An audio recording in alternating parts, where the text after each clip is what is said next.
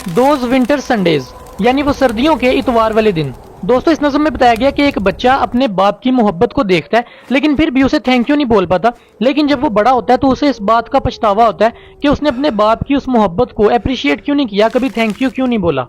हमारा ये जो चैनल है स्टडी स्प्लैश, ये इन प्लेटफॉर्म्स पर मौजूद है, तो फॉलो करें, विजिट करें और लाइक और सब्सक्राइब करें, और डिटेल में वीडियोस आपको यूट्यूब पर मिलेंगी। Sundays too my father got up early, के इतवार वाले दिन भी मेरे जो वालिद हैं वो जल्दी उठ जाया करते थे। मतलब दोस्तों आम दिनों में तो वो जल्दी उठते ही थे काम करने के लिए, लेकिन इतवार वाले दिन भी वो जल्दी उठ जाते। And put his clothes on in the blue black cold, और वो कपड़े पहनते उस शदीद सर्दी में कि जब कुछ नजर नहीं आ रहा होता था और बाहर अंधेरा होता था। यानी दोस्तों सर्दियों के मौसम में जब सुबह होती है तो बाहर जो नीले नीले रंग का अंधेरा होता है सूरज निकलने से पहले, ये उस वक्त की बात है। Then with cracked hands that ached from labour in the weekday weather made banked fires blaze, उन्होंने फिर अपने उन हाथों से आग जलाई जो हाथ सारा हफ्ता काम करते रहते हैं हर तरह के मौसम में, और उसकी वजह से वो हाथ दर्द करना शुरू हो जाते हैं और उनकी जो जिल्द है वो फटी होती है। दोस्तों क्रैक्ड हैंड्स का मतलब है कि ऊपर से हाथों की जिल्द का फटे होना काम कर करके, और एक्ड का मतलब है कि उनमें दर्द होना।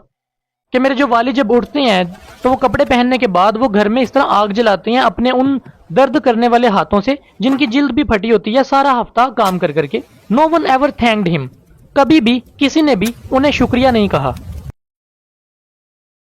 आई would wake and hear the cold splintering breaking, मैं उस वक्त उठता और आग के जलने से जो आवाज एक निकलती है उस आवाज को सुनता, और उसे सुनकर ऐसे लगता जैसे सर्दी टूट रही है। दोस्तों स्प्लिंटरिंग वो साउंड होती है जो आग के जलने की आवाज होती है जब लकड़ियां जल रही होती हैं और उनसे आवाज निकलती है, और ब्रेकिंग का यहाँ पे मतलब है कि जिस तरह वो लकड़ियां टूट रही होती हैं जल जल कर, और साथ साथ उसके सर्दी भी टूट रही होती है। When the rooms were warm, he would call, जब कमरे गर्म हो जाते तो वो मुझे आवाज देते। And slowly I would rise and dress, fearing the chronic angers of that house, तो मैं आराम से उठता और अपने कपड़े पहनता और मैं डरा हुआ होता उस घर के अजीब से माहौल की वजह से। दोस्तों इसमें जो राइटर है वो ये बताता है कि उसका जो घर का माहौल है वो कोई बहुत ज्यादा हैप्पी नहीं है, यानी हर बंदा दूसरे बंदे से रूड वे में बात करता है, बड़े अजीब तरीके से बेरुखी से एक दूसरे से बात की जाती है। वो कहता है इसलिए मैं थोड़ा सा डरा हुआ रहता, और जब मुझे इस तरह मेरे वालिद आवाज देते तो मैं आराम से उठता और अपने कपड़े पहन लेता।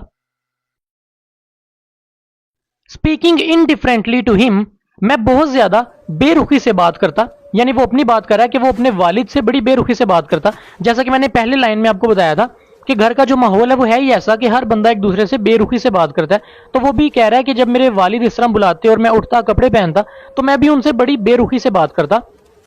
Who had driven out the cold and polished my good shoes as well, मैं उस बंदे से बेरुखी से बात करता जिसने अभी अभी सर्दी को भगा दिया था कमरे से, और उसके साथ साथ मेरे जो शूज हैं वो भी पॉलिश किए थे बड़ी अच्छी तरह। यानी वो अपने बाप की मोहब्बत के बारे में बता रहा है कि वो कितनी केयर कर रहा है, लेकिन मैं आगे से क्या कर रहा हूं, मैं बड़ी बेरुखी से अपने वालिद से बात कर रहा हूं। What did I know of love's austere and lonely offices, अब इस आखिरी दो लाइनों में जो शायर है वो पछतावा कर रहा है, वो बड़ा हो चुका है और उसे अब वो अपना माजी याद आ रहा है जब वो छोटा था, तो वो पछता रहा है। वो कहता है कि मुझे क्या पता था, व्हाट डिड आई नो, मुझे क्या पता था, of love's austere and lonely offices, अपने बाप की उस खामोश मोहब्बत के बारे में जो वो मुझसे करता था बड़ी खामोशी से, मुझे उस मोहब्बत के बारे में क्या पता था। दोस्तों यहाँ पे ऑस्टेयर का मतलब है बहुत सादा मोहब्बत, ऐसी मोहब्बत जिसमें कोई दिखावा नहीं होता बल्कि वो बड़ी सिंपल होती है। अब इसके क्वेश्चन आंसर्स, एक्सप्लेनेशन और समरी वगैरह करते हैं। मैं सोल्ड की हुई चीजें आपको स्क्रीन पर दिखाऊंगा, आप रोक कर या स्क्रीनशॉट लेकर आराम से पढ़ लें। सवाल नंबर 1 में पूछा गया है कि रॉबर्ट हेडन का अपने वालिद की कुर्बानियों के बारे में इस नज़म में क्या रवैया है। इसका जवाब है कि रॉबर्ट हेडन अपने वालिद की कुर्बानियों की बहुत इज्जत और कदर करते हैं। वो अपने वालिद को एक मोहब्बत करने वाले और मेहनती इंसान के तौर पर पेश करते हैं जो अपनी फैमिली की खिदमत करता है। जो शायर है वो अफसोस का इजहार करता है कि वो बचपन में इन कुर्बानियों की कदर ना कर सका। सवाल नंबर 2, बचपन से जवानी तक शायर के नुक्ता नजर में क्या तब्दीली आई है। इस नज़म का जो टेक्स्ट है वहां से अपना जवाब साबित करें। जवाब, बचपन में शायर अपने वालिद की मोहब्बत और कुर्बानियों को नहीं समझता था और वो इनसे बेरुखी से बात करता था, लेकिन बड़ा होने के बाद उसे एहसास होता है कि वालिद की हर कुर्बानी हकीकी मोहब्बत का इजहार थी। इसका सबूत जो है वो आखिरी लाइन जो है उसमें दिया गया है, what did I know of love's austere and lonely offices. सवाल नंबर 3, क्या आपके ख्याल में शायर अपने बचपन के रवैये पर तनकीद करता है, क्यों या क्यों नहीं। اس کا جواب ہے کہ جی ہاں، شاعر اپنے بچپن کے رویے پر تنقید کرتا ہے. اسے افسوس ہے کہ اس نے اپنے والد کی محنت، محبت اور قربانیوں کی قدر نہیں کی. اب اسے احساس ہے کہ وہ اس وقت اپنے والد کی خاموش محبت کو سمجھنے کے لیے بہت کم عمر تھا. سوال نمبر 4. جو رابرٹ ہیڈن ہے وہ کیسے اس نظم کے اندر امیجری اور سمبلزم کو جذبات کا اظہار کرنے کے لیے استعمال کرتے ہیں؟ دوستو، امیجری کہتے ہیں ایسے لفظ استعمال کرنا یا چیزوں کو اس طرح بیان کرنا ہے جسے پڑھ کر یا سن کر آپ کے ذہن کے اندر امیجز کریٹ ہونا شروع ہو جائیں اس چیز کے بارے میں. اسے کہتے ہیں امیجری. اور سمبلزم کہتے ہیں کسی ایک چیز کو بیان کرنا اس طرح کہ وہ کسی دوسری چیز کے بارے میں کوئی آئیڈیا دے، یعنی وہ سمبل ہو کسی دوسری چیز کا. اب جو رابرٹ ہیڈن ہے وہ اس نظم میں تصویر نگاری کا یعنی امیجری کا استعمال کرتے ہیں. وہ لفظ استعمال کرتے ہیں جیسے بلو بلیک کولڈ اور کریکڈ ہینڈز. یہ دونوں لفظ استعمال کرتے ہیں جس سے جو باپ کی مشکل زندگی ہے وہ آپ کو سمجھنے میں مدد ملتی ہے.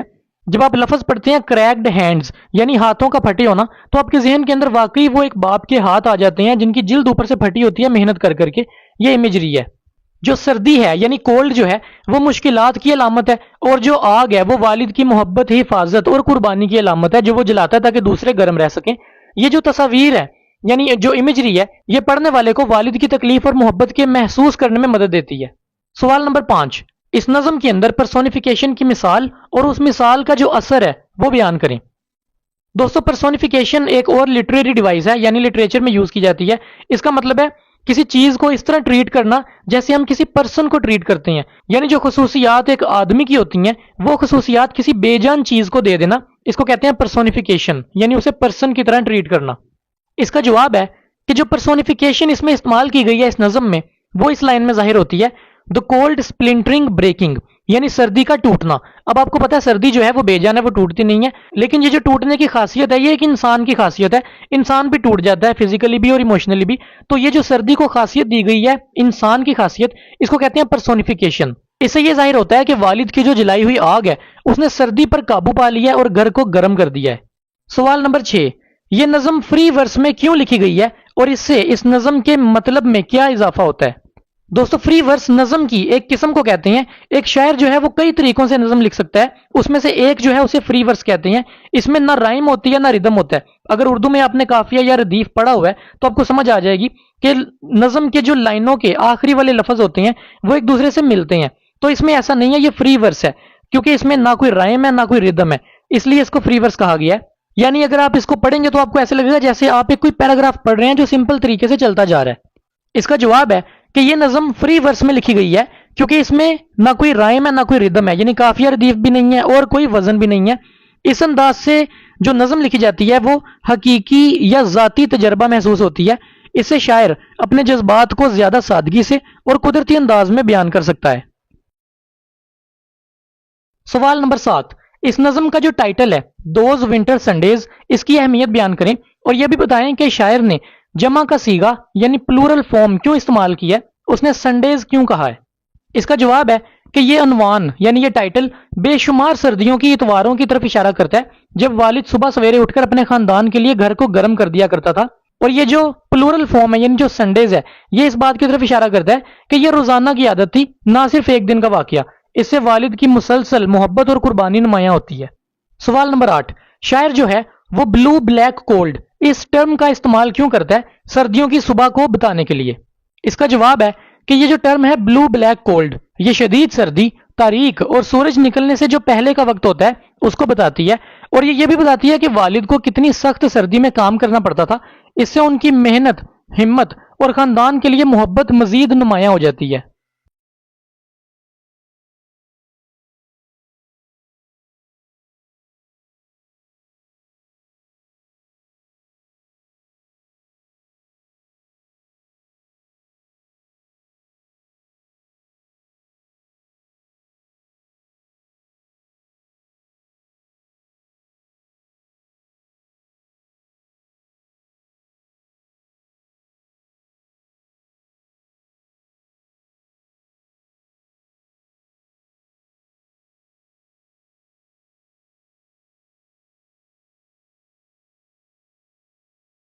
مجھے امید ہے آپ کو ویڈیو پسند آئی ہوگی. اگر آپ کا کوئی بھی سوال یا کوئی بھی سجیشن ہو then let me know in the comment section.